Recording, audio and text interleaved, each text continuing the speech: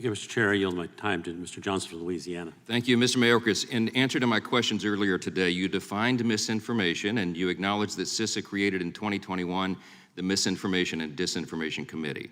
On April 27, 2022, you testified in the House Appropriations Committee that your department created then another agency or another subdivision, the Disinformation Governance Board, and you said under oath it was to combat misinformation ahead of the 2022 elections.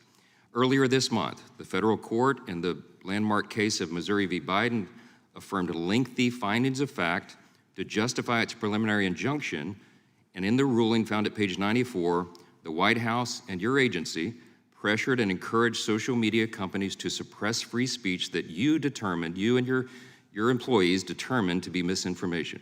However, a couple of hours ago, when I asked you about this, you said under oath, we don't do that.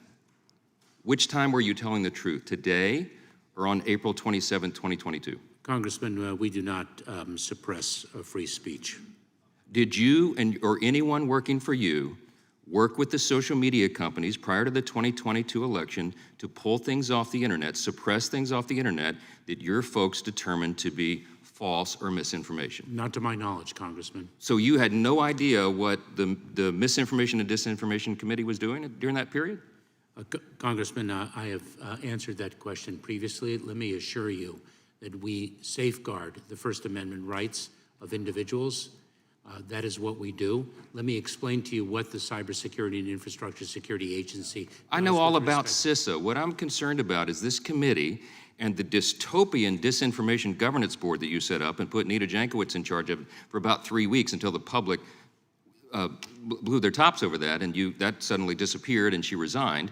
How did you instruct Nita Jankowicz to discern what is misinformation and false information that the government should pull off the internet?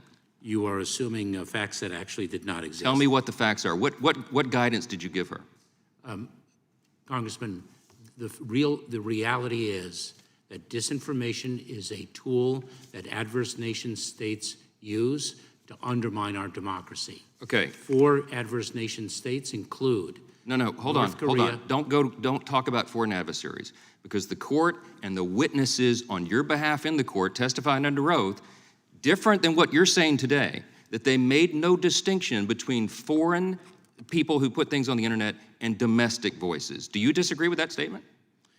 Congressman, can you share with me the context of that statement? It would be awesome if you had read the federal court opinion that directly says that your agency is involved in the greatest cover-up of the free speech in U.S. history. But yeah, I'll tell you what the court says. It says people involved with your agency were meeting regularly with the social media platforms and giving them lists of persons and information that they said should be pulled off the internet, suppressed. That means turned down, volume censored so no one saw it.